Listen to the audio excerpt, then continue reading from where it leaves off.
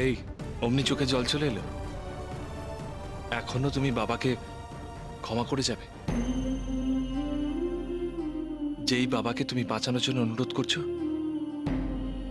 সেই বাবা তোমাকে বারবার তাড়িয়ে দেওয়ার জন্য, মেরে ফেলার জন্য প্ল্যান করছে। কত সহ্য করবে ঝুমকো, কত সহ্য করবে? এনাদেরকে যে সহ্য করতেই হবে কোহিনূর বাবু। এনারাই তো আমার আপন, আমার কাছের মানুষ। ওই মানুষটাকে আমি বাবা বলে ডাকি। এরা সবাই আমার আপন। কাউকে আমি মা বলে ডাকি, কাউকে মাসি, কাউকে পিসি।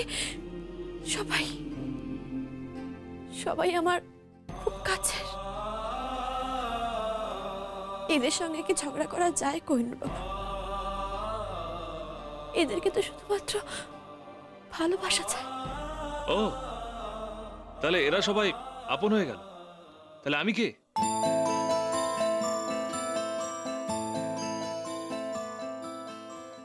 আপনি তো আমার আরো বেশি কাছের, আরো বেশি আপন, আমার স্বামী। আচ্ছা, তাহলে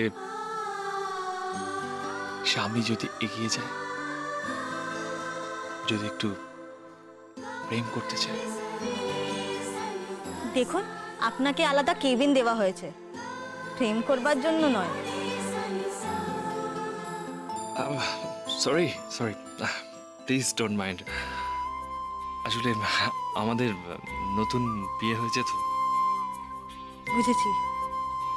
ম্যাডাম, আপনি একটু আসুন। কেন?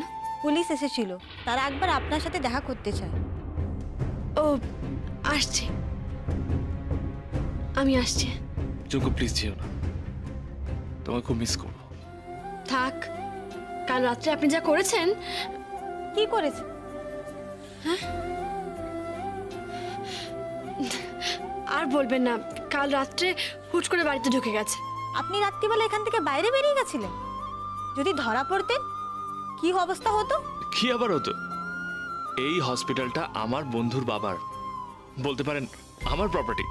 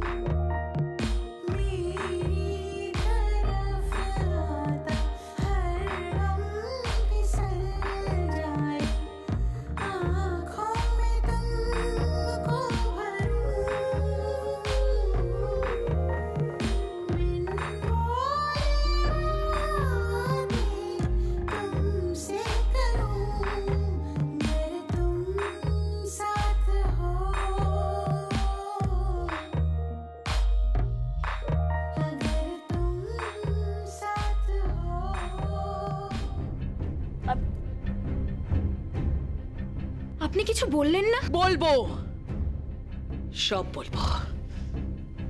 ওকে আসতে দাও, একেবারে চেপে ধরবো।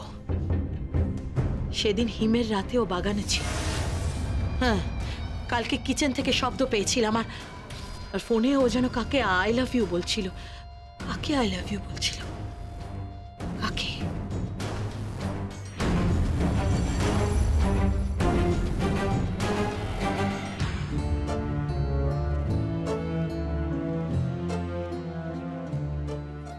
সিস্টার সিস্টার শোনো না, বলছি দেখুন তো, বউটা সুন্দরী না?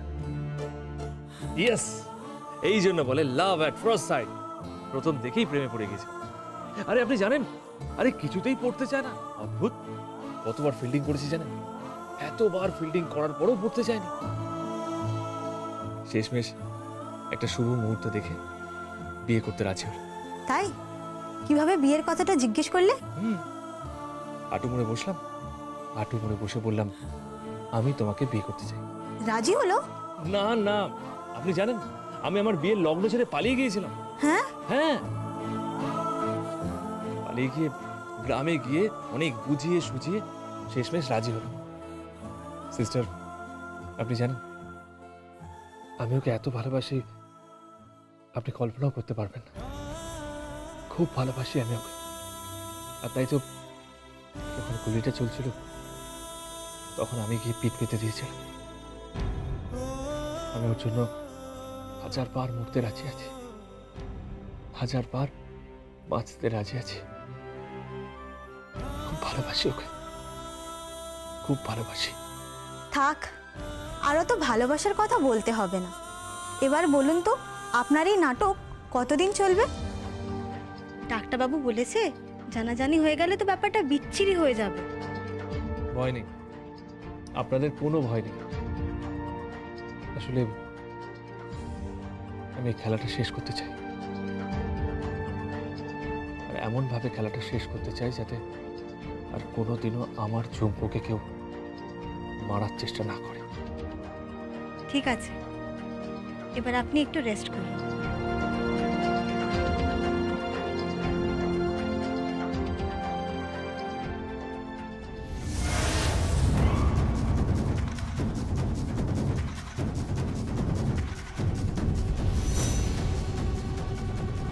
কেউ আমায় বিশ্বাস করছে না, কেউ না।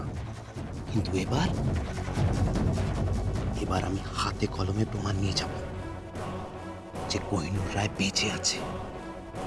আর ও আমার থেকে লিখিয়ে নিয়েছে যে হীরক রায় আমাকে টাকা দিয়েছে ঝুমকো রায়কে মারার জন্য।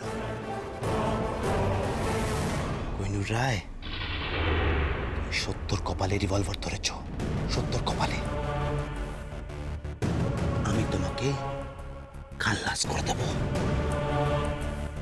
খালাস।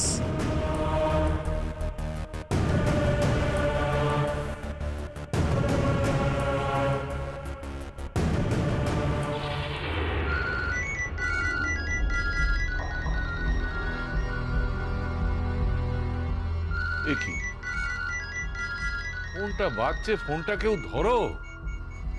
হীরক, হীরক,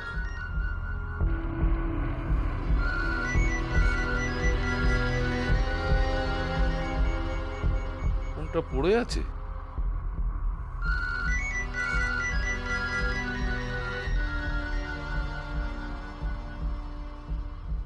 হ্যালো, সত্য বলছি, সত্য। এই হীরক রায়, এই আমি নিজে ছবি তুলেছি, নিজে। কোহিনূর রায় সুস্থ আছে, আমার কাছে প্রমাণ আছে, প্রমাণ। ও হাসপাতালে শুয়ে গুনগুন করে গান গাইছে। আর আপনি ভাবছেন আমি ব্লাফ দিচ্ছি? হ্যাঁ, ব্লাফ দিচ্ছি? জানে মেরে দেবো, জানে মেরে দেবো। কোহিনূর রায়কে জানে মেরে দেবো, ঝুমকো রায়কেও ছাড়বো না। আর আপনাকেও ছাড়বো না, একদম ছাড়বো না। ছবিগুলো কোথায় আছে? সব ছবি আমার মোবাইলে আছে, সব কটা। তুমি কোথায় আছো? আমি হাসপাতালের করিডোর দাঁড়িয়ে আছি। আসুন, আসুন আর দেখে যান, নিজের চোখে দেখে যান।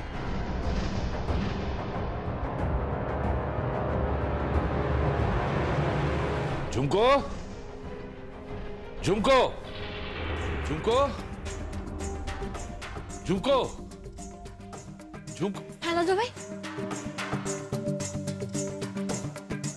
একটা কথা বলছি, একটু মন দিয়ে শোনো।